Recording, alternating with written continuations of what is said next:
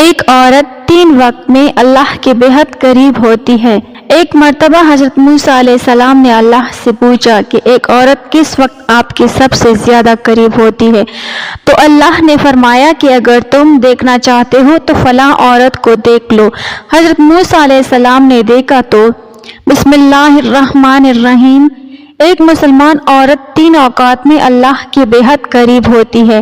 ناظرین، اس ویڈیو میں بتائیں گے کہ وہ کون سی 3 اوقات ہیں جب ایک مسلمان عورت اللہ کے بہت قریب ہوتی ہے۔ لیکن آئیے سب سے پہلے یہ جان لیتے ہیں کسی نیک بخت عورت پر تہمت لگانا کیسا ہے، یعنی کسی عورت کے بارے میں ایسی جھوٹی بات کہنا کہ جو اس عورت میں نہ پائی جاتی ہو، تو پھر اس کی سزا کیا ہے۔ ایک مرتبہ ایک شخص حضرت علی رضی اللہ تعالی عنہ سے پوچھنے لگا، یا علی بتائیے کہ وہ کون سا مرد ہے کہ جس کی تمام عمر کی عبادت اس کے منہ پر ماری جائے گی اور وہ بغیر حساب و کتاب کے دوزخ میں جائے گا۔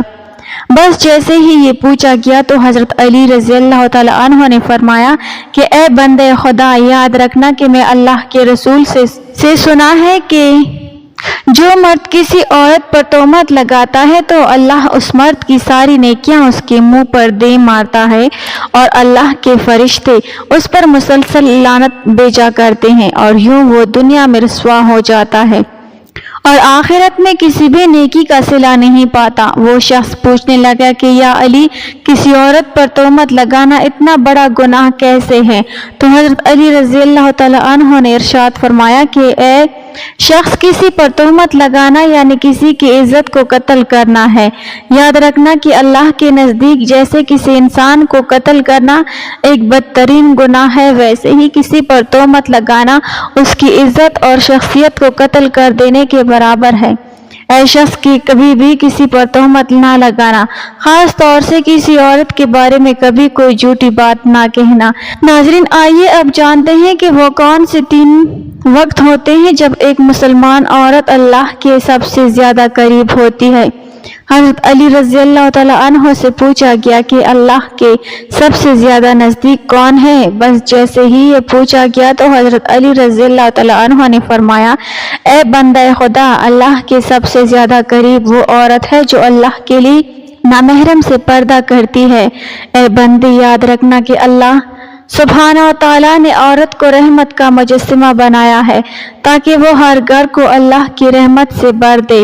میں نے اللہ کے رسول سے سنا ہے کہ اللہ نے ہر عورت کے لیے ایک فرشتہ مقرر کیا تاکہ وہ عورت کے دل کی آواز کو سنے اور فوراً اس کی دعا کو اللہ کے دربار میں پہنچا دے۔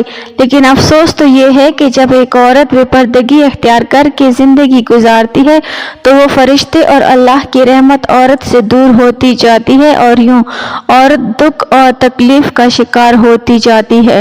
اے بندے خدا، یاد رکھنا کبھی بھی کسی باپردہ عورت کا دل نہ دکھانا، کیونکہ نیک عورت کی بد دعا آسمانوں کو چیرتی ہوئی اللہ کی رضا بن کر کائنات میں نافذ ہو جاتی ہے۔ ناظرین، حضرت علی رضی اللہ تعالی عنہ کے فرمان سے ثابت ہے کہ عورت جب باپردہ حالت میں ہوتی ہے تو وہ اللہ کے بہت قریب ہوتی ہے۔ ناظرین کرام، ایک عورت کا اللہ کے قریب ہونے کا دوسرا وقت وہ ہوتا ہے جب وہ پردے کی حالت میں رہتے ہوئے اپنے گھر کے اندر نماز ادا کرتی ہے۔ ایک مرتبہ ام حمید رضی اللہ تعالی عنہا رسول اللہ صلی اللہ علیہ وسلم کے پاس آئیں، کہتی ہیں، یا رسول اللہ صلی اللہ علیہ وسلم، میرا جی چاہتا ہے کہ میں آپ کے ساتھ نماز پڑھوں۔ سوچیں، اس سے بڑی کوئی اور تمنا یا اس سے بڑی کوئی خواہش ہو سکتی ہے؟ رسول اللہ صلی اللہ علیہ وسلم کی امامت میں نماز پڑھنے کا موقع مل جائے، اس سے بڑا بھی کوئی خوش نصیب ہو سکتا ہے؟ رسول اللہ صلی اللہ علیہ وسلم نے فرمایا، میں جانتا ہوں کہ تم میرے ساتھ نماز پڑھنے کو پسند کرتی ہو، لیکن رسول اللہ صلی اللہ علیہ وسلم نے فرمایا، جو تم اپنے دار میں یعنی اپنے گھر میں نماز پڑھو گی وہ کسی مسجد میں جا کر پڑھی جانے والی نماز سے بہتر ہے۔ رسول اللہ صلی اللہ علیہ وسلم نے فرمایا، چپ کہ جو عورت نماز پڑھے گی وہ سب سے بہتر ہوگی۔ ام حمید رضی اللہ تعالی عنہا نے یہ بات جب یہ سنی تو وہ واپس چلی گئی۔ انہوں نے اپنے گھر کے کونے میں نماز کی جگہ مختص کی جہاں اندھیرا تھا، جہاں کسی کی نظر بھی نہیں پہنچتی تھی۔ رسول اللہ صلی اللہ علیہ وسلم کی صحابیہ پھر وہاں ہی نماز پڑھا کرتی۔ یہاں تک کہ وہ اپنے رب کے پاس چلی گئیں۔ ناظرین، ثابت ہوا کہ جب ایک عورت اپنے گھر کے کمرے کے اندر حضور سجدہ ریز ہوتی ہے تو اس وقت وہ سب سے زیادہ اللہ کے قریب ہوتی ہے، پھر وہ جو بھی مانگے اللہ عطا فرماتا ہے۔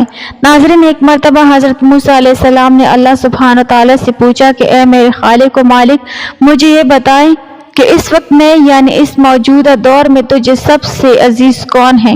اللہ تبارک و تعالیٰ نے جواب دیا کہ اے موسیٰ، اگر دیکھنا چاہتے ہو کہ مجھے عزیز کون ہے تو جاؤ کنعان کے ایک گاؤں میں، وہاں ایک عورت رہتی ہے، اس کا نام دیال ہے، وہ اس وقت مجھے سب سے زیادہ عزیز ہے۔ حضرت موسیٰ علیہ السلام کے دل میں یہ بات پیدا ہوئی کہ میں بھی اس اللہ کی عزیز بندی کی زیارت کروں، دیکھو تو وہ آخر وہ ہے کون اور ایسے کون سے عمل کرتے ہیں کہ جس کی وجہ سے اللہ کو عزیز ہے۔ حضرت موسیٰ علیہ السلام چلتے رہے، بڑھتے رہے، اس گاؤں پہنچے تو کیا دیکھتے ہیں کہ ایک ٹوٹا ہوا گھر ہے اور اس ٹوٹے ہوئے گھر میں ایک عورت رہتی ہے جس کے نہ ہاتھ ہیں، نہ پاؤں ہیں اور نہ ہی آنکھیں ہیں، نہ ہی کان، صرف ایک زبان ہے جو اللہ سبحانہ و تعالیٰ کا شکر ادا کر رہی ہے۔ حضرت موسیٰ علیہ السلام نے دیکھا اور دل ہی دل میں کہا کہ اے میرے پاک پروردگار، تو نے اس عورت کو کسی نعمت سے نہیں نوازا، پھر بھی یہ تیرا شکر ادا کر رہی ہے۔ بس حضرت موسیٰ علیہ السلام کا یہ سوچ رہا تھا کہ عورت کہنے لگی، اے موسیٰ، تو اللہ کا نبی ہوگا، اللہ کے لیے یہ نہ کہو کہ اللہ نے مجھے کچھ نہیں دیا، اللہ نے مجھے جو کچھ دیا ہے میں تو اسی کا شکر ادا نہیں کر سکتی۔ تو حضرت موسیٰ علیہ السلام نے پوچھا کہ وہ کیسے؟ تو عورت کہنے لگی کہ اے موسیٰ، اگر اللہ مجھے قدم دیتا اور میں ان قدموں سے چل کر باہر جاتی تو یقیناً گناہ کرتی، لیکن اللہ مجھے عزیز رکھتا ہے، اس لیے ایسے تمام گناہوں سے بچا لیا۔ اگر مجھے ہاتھ دیتا تو شاید کہ میں اللہ کی مخلوق پر ظلم کرتی، تو اللہ نے مجھے ان گناہوں سے بھی بچا لیا۔ اگر آنکھیں دیتا تو شاید کہ میں نامحرم کو دیکھتی، تو اللہ نے مجھے ان گناہوں سے بھی بچا لیا۔ اگر اللہ مجھے کان دیتا تو شاید میں گانا بجانا سنتی، غیبت سنتی، اس لیے اللہ سبحانہ تعالیٰ نے مجھے ان گناہوں سے بھی بچا لیا۔ صرف مجھے ایک زبان دی ہے تاکہ میں اس زبان سے اس کا شکر ادا کر سکوں، اور اللہ سبحانہ تعالیٰ نے میری روح کی آنکھوں کو اتنا منور کر دیا ہے کہ میں نے کبھی تمہیں دیکھا ہی نہیں، پھر بھی میں تجھے پہچانتی ہوں۔ تو بتاؤ کہ میں اس کریم اور رحیم اللہ کا شکر کیوں نہ ادا کروں؟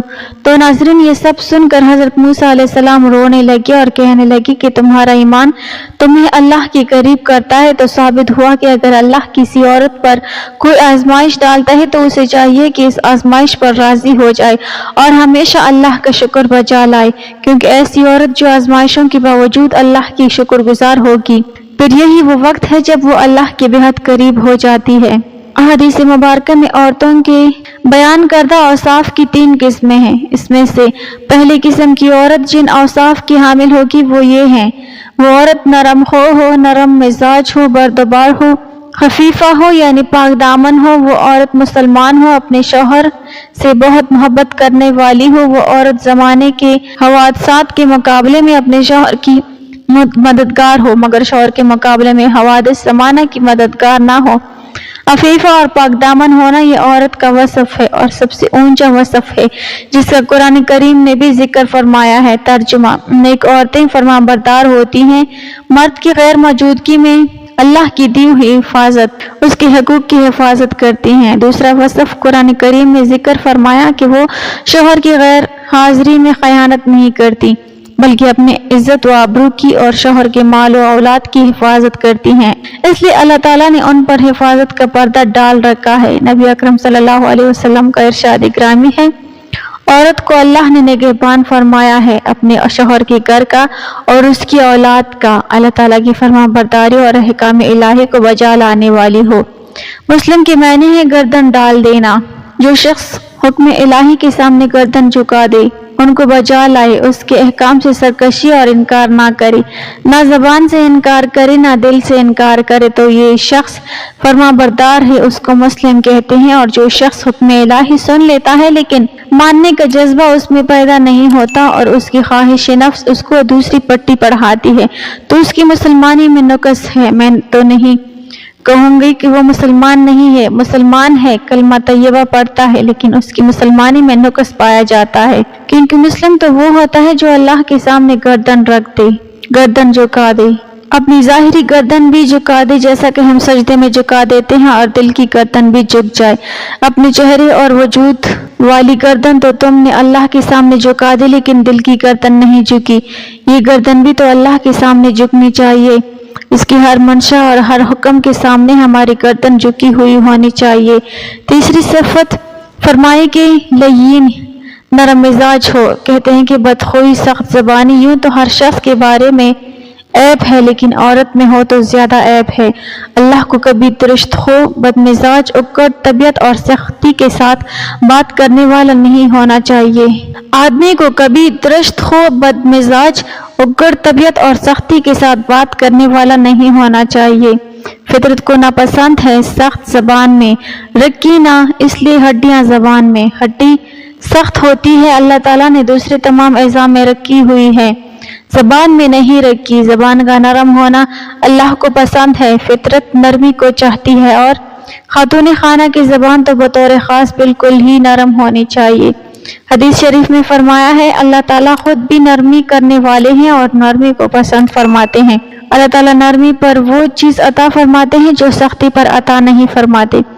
हक़ ताला शानो की रहमत नरमी से काम लेने वाले आदमी पर जिस तरह मुतवज्जो होती है, सख्ती से काम लेने वाले पर मुतवज्जो नहीं होती।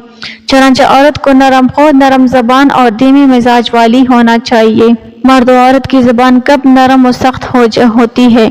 एक बुजुर्ग फरमाते हैं कि मर्द और औरत में ये फर्क है कि शुरू में मर्द की जबान सख्त होती है और औरत की जबान नरम होती है। ज्यों उम्र बढ़ती जाती है, मर्द की जबान नरम होती जाती है और औरत की जबान सख्त होती जाती है। ये अजीब तजर्बा बताया है कि उम्र का बढ़ना आदमी की मिजाज के साथ उसकी जबान को भी नरम कर देता है, और औरत की उम्र का बढ़ना उसकी मिजाज और जबान को भी सख्त कर देता है। नौजवानी के ज़माने में औरत जैसी नरम मिजाज शेरी ज़बान होती है, बड़ी उम्र होने के बाद वो बात नहीं रहती। खुदा जाने क्या किस्सा है। बहरकैफ नरम खोई और नरम मिजाजी औरत का जेवर है, ये उसकी हुस्न और नज़ाकत को दोबाला कर देती है।